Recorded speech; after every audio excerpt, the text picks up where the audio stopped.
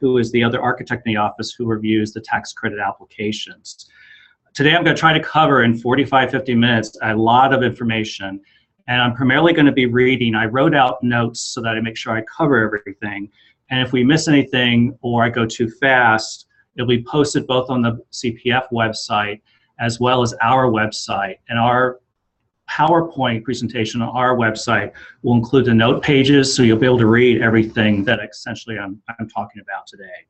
So today's presentation will cover the federal 20% rehabilitation tax credit process, some of the common issues and concerns with the project applications received at our office, and recommendations on how to assemble and submit a successful tax credit application.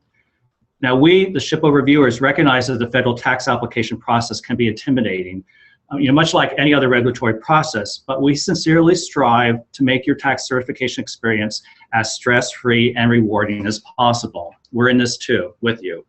So this primer on the application process, let's see, here we go. And let me try to turn the page here.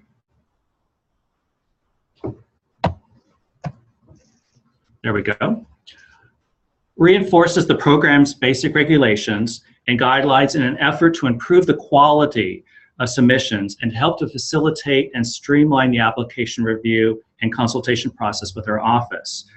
The presentation's learning objectives will allow participants to explore the federal 20% tax credit application to facilitate the preparation and submission of better applications, analyze best practices in completing the application forms, identify common omissions and actions that may hinder a successful application, and discuss how good documentation can facilitate project review. Today's session is split into 4 sections that focus on the actual 20% historic preservation certification process. The first section will provide an overview of the basics in preparing an application. Then we will concentrate on the application forms themselves. The third section will provide typical oversights and actions that may hinder the success of your application. And finally, the fourth section will cover advice on application documentation. However, I'd be remiss if I didn't mention the program regulations which govern the review and approval of the 20% tax credit projects. The Historic Preservation Program is administered by the National Park Service, or NPS, with the Internal Revenue Service, or IRS, in partnership with the California Office of Historic Preservation, or the SHPO. While all of the NPS and IRS regulations apply to a tax credit project, SHPO and NPS reviewers concentrate on the Secretary of the Interior Standards for Rehabilitation, or the standards, in our day-to-day project review. But don't forget that the Secretary of the Interior's illustrated guidelines for sustainability, as well as the California Historical Building Code, may provide alternative solutions and potential cost savings in the design of your project. Basic compliance with the program regulations and the standards goes a long way in achieving a successful project. Remember that applying for the tax credit is a voluntary process under which the owners agree to pursue a project that complies with program regulations and meets the standards. We encourage open and frank dialogue whenever possible. Projects that require too much program or too many changes may not meet the standards and therefore not qualify for the credits. It should be noted, however, that that by itself doesn't stop a project or cause an owner to lose a tenant. Owners are still free to pursue their proposed project, they just don't qualify for the tax credits. And although we encourage and support the use of the 20%, sometimes the best choice may be to take advantage of the 10% rehabilitation tax credit, which may be possible when the provisions of the 20% aren't obtainable. What are some key steps in successful rehabilitation projects? 1, contact us early. SHPO can provide guidance and help to ensure that the project meets the standards. However, we do not pre-review entire projects. 2, give us good and complete information. SHPO tax reviewers strive to balance the needs of the project with the standards. However, in all cases, the overall character and significance of the historic building must remain intact. 3, don't start work prematurely. Applicants are strongly encouraged to apply for the tax credit certification before the rehabilitation begins, and they receive any local approval and entitlements. The Secretary of the Tier Standards take precedence over other regulations and codes in determining whether the rehabilitation project is consistent with the character of the property and, where applicable, the district in which it is located. And as you know, any work done prior to NPS approval is done so at the owner's own risk. So note that while selective demolition may be possible to identify certain hidden conditions, we would not expect to see wholesale demolition already underway during a preliminary project visit. The second section will cover advice on the actual application forms themselves and include tips on how to ensure that your forms are complete. The historic preservation application process is a three-part process used to apply for tax incentives. The basic process includes a Part 1, a Part 2, and a Part 3. When necessary, an additional process includes an amendment advisory determination form used to provide new or revised information or request approval of a completed phase of a phased rehabilitation project. 2 sets of all information in the application must be submitted, as we keep 1 set and we send 1 to our NPS reviewer in Washington, D.C. The application process also has 3 steps. The applicant prepares and submits the application to the California SHPO. We then review and consult on the project as necessary, then forward our recommendation to the NPS. A copy of this review is sent both to the consultant and the owner. NPS then reviews the project, taking into consideration our comments, and makes a final decision on each submission, and ultimately issues the final certification for the project. Now, reviews may take up to 30 days, depending on how complete the application that is received. But requests for additional information or missing information will stop the review period and restart it again at 30 days upon receipt of the requested information. Excuse me. While SHPO and NPS staff can provide information regarding National Register eligibility and the standards for rehabilitation, specific tax credit questions should be addressed to qualified tax professional or the Internal Revenue Service. Although owners may prepare and submit their own applications, the use of an experienced consultant may greatly facilitate the application process. This is especially true for larger or more complex projects, or in the case of a Part 1s, when the property significance is related to important events or multiple periods of significance. Owners are encouraged to retain the services of an architect with historic rehabilitation experience for the actual project design, and to consult a professional tax advisor or the IRS on all tax provisions. Now, the Part 1 is used to determine whether a building not already individually eligible, already listed on the National Register, is a certified historic structure eligible for the federal tax incentives. The application is typically used to affirm whether a building is a contributor to a listed historic district, or determine that a project not yet in the register is individually eligible for the listing. Generally, a Part 1 is not required for a property that is already individually listed unless the property contains more than 1 building. Be sure to submit a completed application. Increasingly, consultants are forwarding cover pages to owners for completion and subsequent forwarding to the SHPO. This action occasionally results in receiving an application that isn't completely filled out. Now, please note that the NPS has instructed us not to fill in any information on this legal form. So the most common errors for both the Part 1 and the Part 2 applications include: 1, an incorrect district designation; 2, not checking off an appropriate owner box where applicable; and 3, the lack of an original applicant signature and or date on both copies of the application. Now, a few words on certified state or local districts. National Park Service certified historic districts are those state or local districts that have been certified by the Secretary of the Interior, or the Secretary, for purposes of the Tax Reform Act of 1986, as substantially meeting the requirements for listing in the National Register of Historic Places. This certification is for the purpose of the federal tax incentives only and not as a listing in the National Register of Historic Places. And a few words while we're at it here on the ownership status. If the owner, for purpose of the tax credit, is not the fee simple owner of the property, or is not the owner at the time of the application, a written statement from the fee simple owner indicating they're aware of the application and have no objection to it must be included in the application. The definition of a fee simple owner is found both in NPS and IRS regulations. And note that long-term lessees may apply if the remaining lease period is at least 27.5 years for residential property or 39 years for non-residential property. A few tips: submit all application continuation pages or additional information on pages with an NPS application header. This does not typically apply to drawings, specification, the loose photos, or reference materials or technical reports.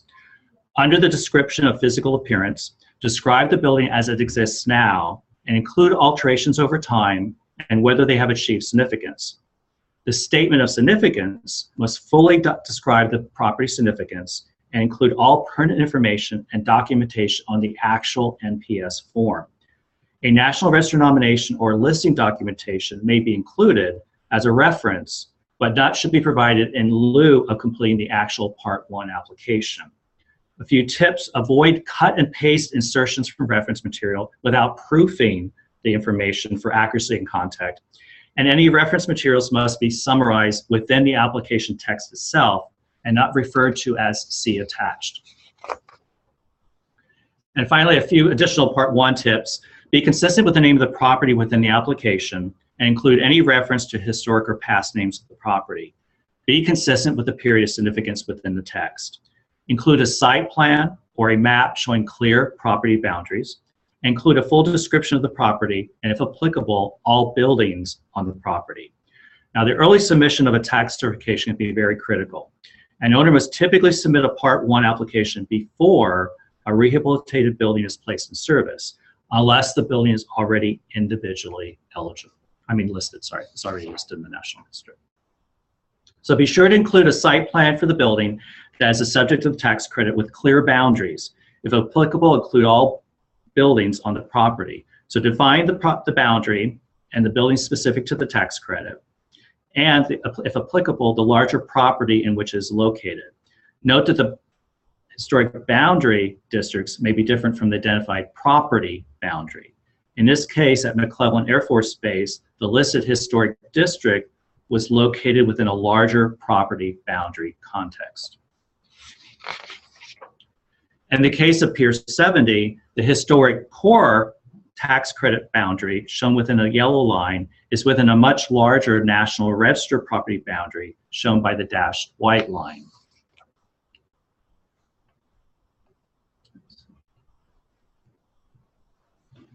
Go one more here. Let me click on this again. So it's not advancing. There we go. Because there is one owner for purpose of the tax credit for the historic core, and these buildings were all functionally related historically, all the work on all the buildings is being reviewed as one project for the purpose of the tax credit program. So a few words on buildings that are functionally related historically. Under the tax credit program, historically functionally related buildings are reviewed as one project. For projects involving more than one certified historic structure, where the structures are judged to have been functionally related historically to serve as an overall purpose, rehabilitation certification will be issued on the merits of the overall project rather than for each structure or individual component. However, if the buildings are owned by separate owners, they will receive separate reviews and certification decisions, even if they were historically functionally related. There we go. In the case of Lincoln Place, the tax credit boundary was the same as the National Register boundary and included 3 vacant parcels within both boundaries. New construction on these parcels was reviewed as part of the tax credit because it was part of the overall project costs associated with or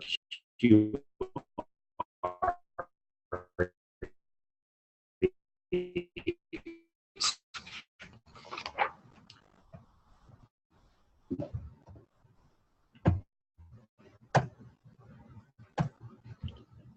here, it will advance. There we go. In this map, you can see the new construction areas that link in place, which were reviewed under the Part 2 process. As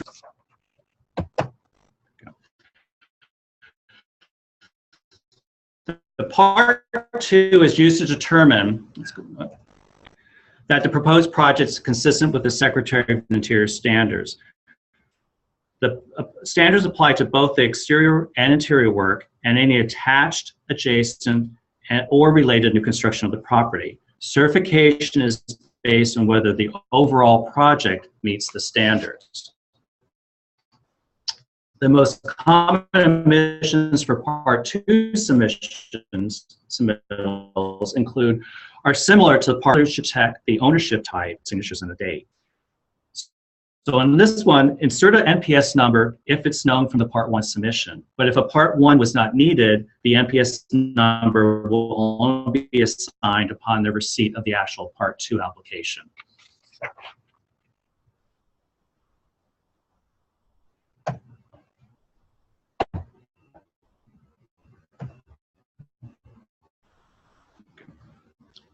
So be sure to provide a start date. I'm not sure, sorry, let's go back here.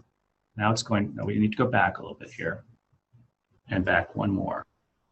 Okay, that's where I want to be right now on that page. So be sure to a start page and a completion date, and I'm not sure why it keeps. Okay, we'll wait for it to catch up here. It's not good when I get assigned a message that the link is not current or let's see what's here. Here we go. Okay, this is a page we really want to focus on here. Provide a start date and completion date. Include both a month and a year. And determine whether the project is a single phase, a 2-year or 24-month, or a multi-phase, a 5-year or a 60-month project. Some Part 2 and Part 3 payment tips. Note that the NPS will charge a fee prior to the review of both the Part 2 and the Part 3 application and notify the owners via their email through pay.gov. So be sure to provide a correct email address to ensure that you receive the notice, and watch for the email from pay.gov with the payment request. So a note on phased rehabilitations. Phased rehabilitations must be expected to be completed in 2 or more distinct stages of development. Stages could involve such phases as hazard mitigation, demolition, structural, the main rehabilitation, and/or tenant improvements. So what is needed? A set of plans and specifications, a description of all phases, completed plans before the rehab begins, and a reasonable expectation that all phases will be completed. And note that IRS rules require that the phasing plan be set forth before the project begins, essentially as part of the Part 2 application. The second page, or continuation pages of the application, are used to describe the building's character-defining features and their condition, the type of work proposed, and how the work will impact those features. Your own version of this page can be used as long as the NPS header appears at the top of each page and the format and outline is followed. So be sure all work is described, even work that will not directly affect historic features or qualify for the tax credits. The more specific the project descriptions are, the easier it will be for reviewers to understand the work and its impact. Stating all walls will be repaired in kind is too general a statement. A better description would be, all interior walls are original plaster over wood lath. Damaged areas will be cleaned of debris and patched with matching plaster keyed to the wood lath, then smoothed with a finish coat. Systems and services work such as seismic, MEP, and HVAC must be developed to the extent that their impact on historic features can be determined. Provide sufficient description, documentation, and when it is necessary, justification for the SHPO NPS reviewers to determine the extent of the proposed work and its impacts, and whether the work meets the standards. Please be as specific as possible. The most common mistakes in completing these blocks are not including a description for all phases of a phase project, not fully describing all project work or work scopes in sufficient detail, and not providing adequate justification for work that negatively impacts character-defining features. A few tips. Follow a consistent progression, such as from the exterior to the interior and from the ground floor or basement to the roof.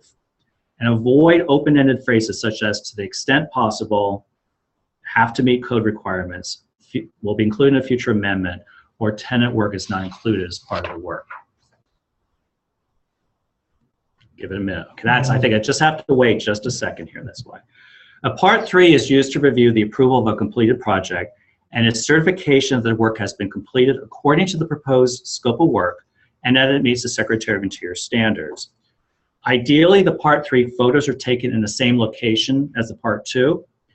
And note, this is really the time to showcase your project and show off the rehabilitation. So every effort should be made to submit high quality photographs. The most common Part 3 mistakes include not providing an owner's signature, not providing quality photographs or enough photographs to fully document the completed project, submitting the application before the project's actually finished, or submitting completed photographs with views that are obscured, cluttered by barricades, uninstalled equipment, or construction debris that hasn't yet been removed from the site. Now for the Part 3, note that if you're the fee simple owner, you do not have to check the box. Now note which Part 3 box the NPS checks and whether you will still need to list the building in the National Register. So if the first box is checked, the completed rehabilitation meets the standards and effective the date signed, the rehabilitation of the certified historic structure is designated a certified rehabilitation. However, if the second box is checked, while the completed rehabilitation meets the standards, the property is not yet listed in the National Register and therefore not a certified historic structure. So the rehabilitation cannot be designated a certified rehabilitation eligible for the tax credits at this time. It will become a certified historic structure on the date that is listed in the register, and on that date, the completed rehabilitation will automatically become a certified rehabilitation. So note, it is the owner's responsibility to obtain a National Register listing through our office, and final certification must be completed within 30 months of claiming the credit. Okay, we'll wait 1 second here. We'll go to the amendment advisory determination, and that. Did you press it? Let me try it one more time.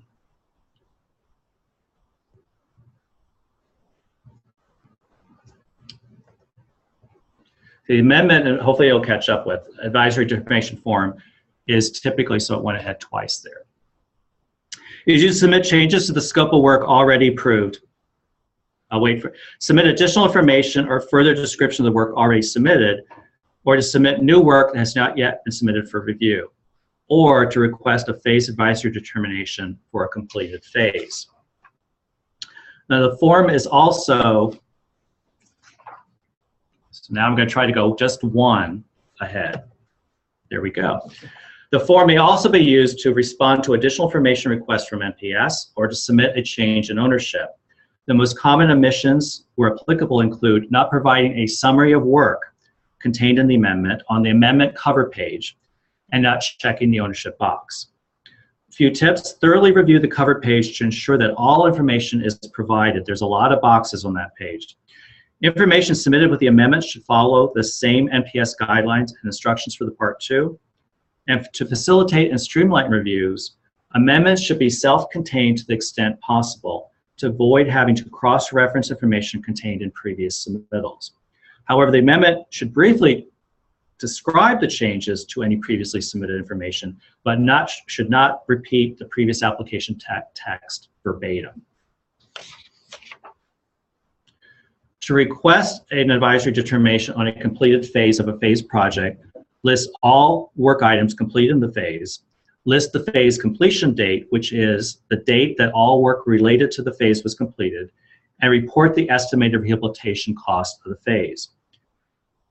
Be sure to provide all appropriate information requested and send photos equivalent to the documentation required for a Part 3 for that phase. Additional pages beyond the first page must contain the NPS Amendment Advisory Determination header at the top of every single page. Note that the body of the document can still follow the Part 2 continuation page with a listing of features and description of the work. Now, amendments generally require the submittal of additional information and documentation pertaining to the specific scopes of work contained in the amendment, and additional photos to further document the existing conditions of any spaces or features to be further impacted. The most common mistakes include submitting application continuation pages on pages without the header. This does not, again, apply to drawings, specifications, or photos. Not providing the summary of work on the amendment cover page, and the failure to describe within the application text drawing revisions that impact previously approved work. As a final note, don't forget that you can check the NPS Technical Preservation Services site to find the current status of your application. Now, information may be posted here sooner than correspondence received from NPS that's received by either the owner, consultant, or us. So in theory, they should be updating this every week. Now, in this third section, we'll discuss some common insights, oversights, and actions that may delay the review of an application. Common oversights that may delay projects include not checking the overall submittal to ensure it is complete, coordinated, and assembled per NPS instructions prior to submission. Not thoroughly reading and following the instructions and requirements that accompany the application forms. Submitting incomplete submittals and application information. And a failure to respond promptly to a payment notification. So note that the projects aren't logged into the NPS reviewer until the Part 2 and Part 3 fee are paid. A few tips: all continuation pages must have NPS headers. Avoid the submittal of application paperwork and related materials in a bound format, or putting photographs in individual sleeves rather than submitting all information loose. However, drawing sets should always be stable. Submit 2 sets of everything, and be sure to submit before photographs of the building taken prior to any work being done. Without such documentation, the project may be denied certification for lack of information. If a Part 1 requests confirmation that the building contributes to a National Registered District or a certified state or local district, a map of the historic district with the building location highlighted must be included with the submission. The certified local district shown here is the Sambal-Heller Historic Residential District in Redwood City, with the proposed project site marked. Site maps must also be provided for multiple building properties with all of the buildings noted, and preferably noting whether they are contributing or non-contributing resources. Now, common actions that may cause delays include submitting an incomplete application cover page, as discussed in the application forms conversation, not fully describing all project work and work scopes in sufficient detail to allow reviewers a clear understanding of the work and its impact on the building's characteristic features, and as a result, a clear understanding of the overall project. Be sure you submit photographs and drawings that meet the NPS requirements, and don't leave substantial completion to future tenants. Now, we'll cover photos and drawings a little bit more in our last section on documentation, and note that all work, including any tenant work that impacts historic character-defining features, must meet the standards and be submitted for review and approval. All work, including design build work, must meet the standards and must be adequately described and detailed to the extent that its impact can be determined. The most common review problems concerning scopes of work include work described in the application doesn't match the drawings, or work contained in the drawings is not described in the application text, and where work is design build oriented, not enough detail is provided to allow for a complete understanding of the work and its impact. So a few tips.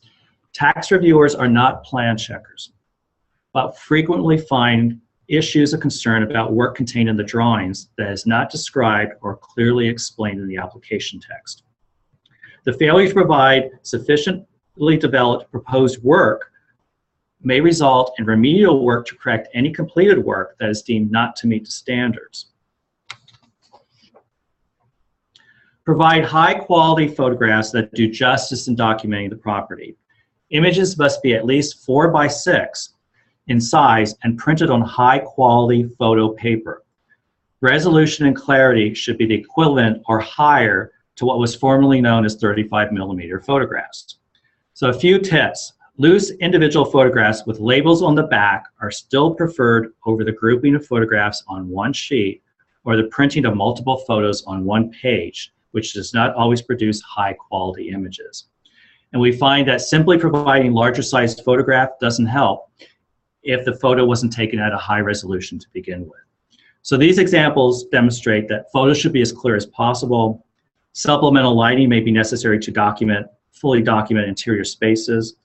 Overall character-defining spaces and details are more important than tenant decor. And character-defining features such as primary elevation and the main entry need to be clearly visible and unobstructed in the submitted photographs. Now, the blurry quality of the scan only helps to emphasize that reviewers need to be able to read all of the information on the drawings submitted. Drawings need to be large enough so that not only the drawings are legible, but all the callouts, notes, and legends. The top issues that can jeopardize the success of a tax project can be summarized in this list, which I won't go through now, and you can go back and read these later. But all of them are really about the failure to meet NPS and or IRS regulations, including overall compliance with the standards. And again, you can go back through these when you review the PowerPoint information. So we'll go through a couple of these. For example, new additions and new constructions are permitted, but the size, scale, and massing must be compatible with the original building and its setting. Avoid an overly ambitious program or new construction that overpowers the historic property. And avoid submitting a finalized project design that cannot be easily modified, as SHPO and NPS may require revisions to any submitted application. Be careful of the impact and visibility of rooftop additions. And once we catch up here, there we go. On the left, we can barely see a linear pool wall with an addition above it. The only issue with the new work is that maybe it could have been a slightly warmer color to better blend with the building. On the right, the two-story plus addition is clearly visible and changes the overall appearance of the building and its roof line. P.S. This was not a tax project. A common interior mistake is not finishing ground floor retail spaces. Character-defined spaces must retain their original character. If spaces were finished at the start of a project, they must be finished to that extent upon completion of the project. And if systems and services were not originally or historically exposed, they must typically be concealed as part of any new work. And don't forget that SHPO and NPS may inspect a building anytime up to 5 years after completion to ensure that the project remains in compliance with the standards. Note that certification may be revoked if it is determined that the rehabilitation project was not undertaken as presented by the owner in the application, or the owner, upon certification, approved further alterations inconsistent with the standards. So be aware that the owner must hold the building for 5 years after completing the rehabilitation or pay back the tax credit. And any substantive changes in the building must be brought to the attention of the SHPO and NPS. So here, easily reversible temporary roof installations for publicity purposes, such as the Forum, the Eagles there, maybe not of concern, but the removal of a fixed storefront with a panelized sliding door system after the Part 3 was approved would. This created a look that the building never had historically and did not meet the standards. It would have been a cause for revoking the project certification and the IRS recapture of the tax credits had the owner not put back the original style storefronts. And finally, the last section covers documentation requirements, including photos, drawings, and surveys. So again, the submittal of high-quality photographs and complete drawings is critical in ensuring a smooth and timely review. Unclear photographs and unreadable drawings are likely to raise concern and result in questions or requests for additional information, which may delay the review of your project. Insufficient narrative, drawing, and photograph documentation have been a major reason SHPOs issue requests for information, or RFIs, for project reviews. And remember that the 30 days clock starts over upon complete receipt of complete information, and that lack of information may be cause for denial of a project. Applicants should use the NPS Technical Preservation Services website as a ready reference for application and submittal information, requirements, and guidance. Be sure to use all the tabs and the related drop-downs. For example, the Standards tab provides links to guidance on the standards, planning successful projects, and a series of interpreting the standards bulletins, which are beyond the preservation briefs. While the Tax Incentives tab pretty much covers everything you need to know about the program, including before you apply, the actual application process, the forms, and how to check project status and the appeal process. And then see the How to Preserve tab for links to all the preservation briefs and tech notes. Follow the Tax Incentives Before You Apply tab to find the program brochure, which is a really good document to have as a ready reference. The basic requirements and qualified rehabilitation, and then links to the IRS information. Follow the Tax Incentives Before You Apply IRS tab to go to IRS information on frequently asked questions, regulations, and additional tax-related information. And when assembling your documentation, please refer to the NPS documentation requirements. They exist for a reason, yet it's amazing how many submissions do not even minimally comply with them, and how many requests we get to deviate from them, especially in regard to the photographs. The most common issues with submitted photographs concern the quality, and the submittal of photographs are unclear or taken without sufficient lighting. 2, documentation, and the submittal of an insufficient number of photographs to fully document the building, or not including photographs of all areas where work will be done. Not printing on actual photo paper, not printing properly sized photographs, not including a specific date when the photo was taken, and not providing photo keys. The third is labeling, and not labeling per the NPS requirements, or not correctly referencing the photos within the application text or the photo keys. Now, a sufficient number of photographs must be submitted to allow a person who has not visited the site a full visual understanding of the building and its setting. It is, again, to your advantage to submit the highest quality of photos possible, as this is the primary source used by reviewers to understand and evaluate your building. And note that multiple views of the same feature may be warranted depending on the significance of the feature and/or the proposed work and its impact. Most times, SHPO and NPS reviewers will not be able to visit the project site and have to rely on the submitted photographs to review the work. Therefore, every effort, again, should be made to submit quality photographs. It should be noted that we also use select photographs from the Part 3 in our annual report, which we publish online. However, we're continually amazed by the poor quality of the Part 3 photographs submitted, and they may limit the number of photographs and the amount of coverage your project gets because of this. So tips, again, use sufficient lighting to ensure all features are clearly visible. Pay attention to exposure and ambient light to sufficiently capture overall features and details. Realize you may have to take pictures during different times of the day. Balance overall shots with detail shots. Don't provide a detail without providing a context shot. And provide photos of all characterizing spaces and features, especially those that are proposed to be impacted or removed. Now realize that additional photos beyond the norm, such as documentation of the building from a distance, may be necessary to visualize the impact of proposed work, such as additions. For example, sightline photo simulations may be extremely helpful in visualizing the impact of rooftop additions from a distance. In these studies, the left photo documents a rooftop addition as originally proposed, and the right shows the addition as after it has been slightly reduced in size and height. Computer-generated renderings and or 3D imaging can also be helpful in visualizing the impacts and compatibility of the new work on the original building. Provide enough exterior shots to fully document the building, including all buildings on the site and their overall setting.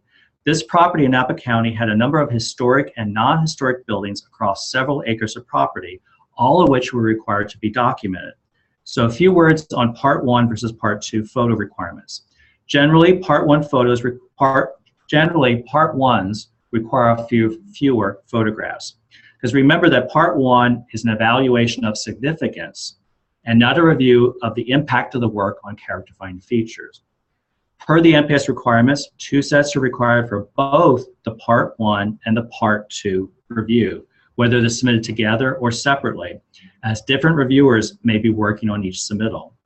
As you can see by this photo key, not all the buildings were originally documented in the initial part one submission, so an RFI was issued requesting additional photographs to document all of the buildings on the property. While the number of photographs and related photo keys needed depends on the size of the resource and types of buildings involved. San Jose's complex in Oakland included a number of historic buildings, including one large main building and a number of other contributing buildings. As a result, this application required more photos than the previous example. And in this Altenheim example, more photographs of the overall site from a neighborhood context were needed as part of the review for placement of proposed new construction. And interior shots must sufficiently document the interior of the building, and although part one applications generally need less photos than the part two, they must still show a representational number of interior shots to document existing conditions. And in documenting interiors, provide enough photographs to document the overall character of the building, including circulations, patterns, spaces, and features. We're down to the wire here, almost through, folks. Now this one's easy. Please follow the NPS requirements for photo labels. Labels vary greatly, even though NPS requirements for tax projects haven't changed. It is also worthy to note that photographs should be taken in a logical progression, like the scope of work descriptions. Start with the overall, exterior, and/or setting and context, and then exterior elevations, and then exterior detail, followed by interior major character-defining spaces, then secondary and tertiary utilitarian or back-of-house spaces, and finally details.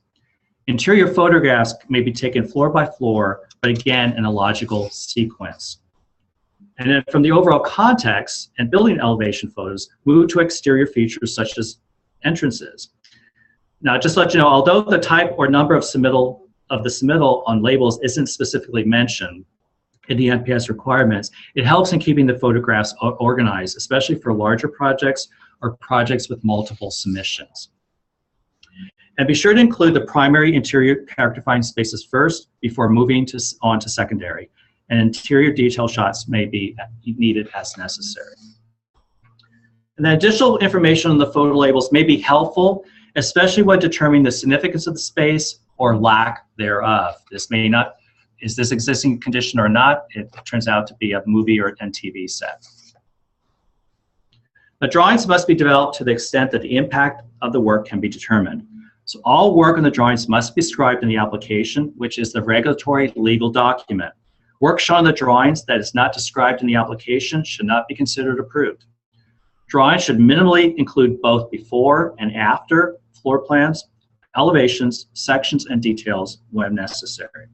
The most common problems reviewers have with submittals are the content on the drawings is too small to read. The drawing set is incomplete or missing key information. The drawings aren't coordinated or at least basically plan checked to correct errors.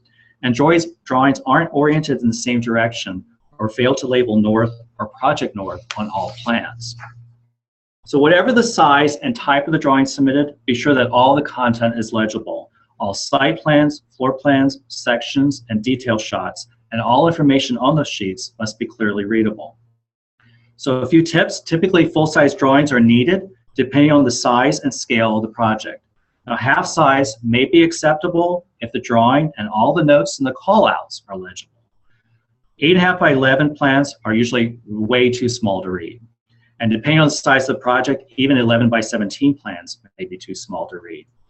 Now, NPS has a note: do not include unnecessary drawings. Typically, mechanical, plumbing, and electrical plans generally do not contain information that is pertinent to the review. However, the placement and size of these features often impacts the character of the historic building, and this impact should be documented and submitted for review. So a detailed description of the location, size, and finish of services and equipment should be included in the narrative. There we go. We want that. Besides normal drawings and plans, a site plan showing the historical development of the site is useful, especially for larger buildings or properties with multiple buildings, whether in black and white, try just one more here, or color-coded, which will be there we go, as this example, the Sears building in East LA. An added complication in documenting the history of this building was the fact that the building was added onto continuously since its construction, both horizontally and vertically. And include historical plans if available and applicable. They may be useful, but care must also be taken to document that the building was actually built per the historic drawing. And if the project involves rooftop development or placement of new work on the roof, provide sightline studies to demonstrate the visibility of the proposed new work from the public right away. 3 more slides, folks. Surveys may be needed in addition to the standard drawings or to further document a character-defining feature of the building, such as the proposed wholesale removal of a replacement of a feature, such as windows or corridors. A survey may also be required to document the extent of a specific work scope, such as exterior material repair. And a window survey may be necessary when extensive repair or replacement is proposed. The survey should document existing conditions, the proposed treatment, and provide sufficient justification for any proposed replacement. In all cases, a section cut of the original window assembly and a section cut from the proposed new window assembly should be provided for comparison and to demonstrate that the profiles are similar and compatible. Repetitive stacked corridors and primary circulation paths are considered character-defining features and should be kept intact. Depending on the significance of the corridors, a survey prior to any removal may be required to document existing conditions. Generally, more flexibility may be possible for work on secondary spaces or areas impacted by later alterations, depending on the significance, type, and layout of the building. And sometimes due to continued alterations over time, it may be difficult to ascertain the layout or configuration of the original building and remaining character-defining features and spaces. This drawing color-coded the extant historic walls in red and later demising walls outside the period of significance in dark blue. With this graphic representation, the effects of the demolition on the historic floor plan and the remaining character-defining features could be better understood. Note that all the callouts and the notes are legible. So the California SHPO supports the continued and adaptive reuse of historic buildings and is committed to making the certification process as efficient as possible. So we hope you found this useful, and we look forward to hearing from you on how we may assist in the tax credit budget. So for additional information and guidance, as well as all the reference materials, all of the website, the very last page has some links, which you can look at for both SHPO, NPS, and the IRS. Thanks a lot. Thank you, Tim. I think we had a few questions come in, so I'll get started right away with moderating some of these. We had a question about, does the project need to be on the National Register or in a National Register district in order to get federal tax credits? Can a project on a local register obtain the federal tax credits? I think you briefly covered that, but maybe it might help to repeat that. For purposes of the federal tax credit, the building must be a qualified historic building, and the definition of that is one listed in the National Register of Historic Places. Great. So a local by itself, a local district would not be eligible, or local designated building. Okay. Another question is if, I'm not sure what SHOP stands for, maybe she meant SHPO, has questions or does not support a project for tax incentives, is there an opportunity to have a dialogue with the applicant? I'm not sure which viewpoint that was coming from. If we initially don't support something, we certainly encourage consultation and discussion on whether we can bring the project in compliance and support the project. Okay. I'm not sure if that answers that question. Yeah, I think it did. I'm checking here. I will also encourage people to ask your questions now through the chat box if you're not able to through the Q&A. It looks like some people are having issues with the Q&A box, but it looks like Stephanie's questions were answered by you, just so you know. Maybe a question just to get us going here is related to qualified rehabilitation expenditures. It looks like some of the projects that you showed as examples included a lot of landscape components and features. And how much of the rehabilitation expenditures can be used for things like fixtures in the landscape? Okay, this is where I always say I'm not a lawyer and I don't work for the IRS. So you need to ask that to your tax preparer, the IRS. But most landscape work is not eligible for the tax credits, but we still review it for impact on the historic building and its setting. Great, okay. If you do look, the IRS contact or the links to the IRS has lists of qualified expenses and ones that don't apply. So if you do further research on those tabs, it at least gives you an outline of the basic yes and no for qualified expenses. Great. So I'm going to turn it very quickly over to the Santa Monica Conservancy. I'm going to unmute their microphone to see if they had any questions. No questions on this side. Thank you, John. Okay, great. Thank you for coming today. Great job on the building, Carol. Thank you. Come see us sometime. Will do, yes. It looks like That invitation to come see us applies to anyone online who happens to find themselves in Santa Monica. We're in Ocean Park. it looks like a very comfortable space, Carol. We're very happy with it. Good. I don't see any further questions. I'm going to leave it open another 30 seconds or so, but while we were, oh, it looks like one just popped in, so I'll bring that up. The question is, for a project in a historic district, what's the best way to define the tax credit boundaries? The tax credits are assigned to the building itself, but because it is a contributor to a district, we look at the impact of the work on both the building and the district. Okay. Okay, so I will leave it open a few more minutes. If you have a question you'd like to ask in person, you simply raise your hand. If you'd like to just type it in, you can use the chat box, and I'll keep an eye on this. I just pasted into the chat box a link to a survey, and I do encourage everybody here to please fill out the survey. Let us know what you thought of the program and if you have any suggestions for future programs. 30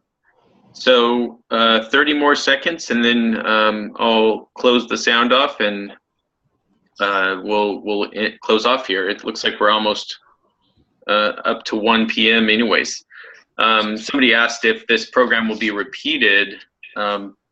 I don't think there are any plans to repeat it, but we have recorded the program. So if if you're interested in watching the recording, it'll be available on our website and also on the SHPO's website.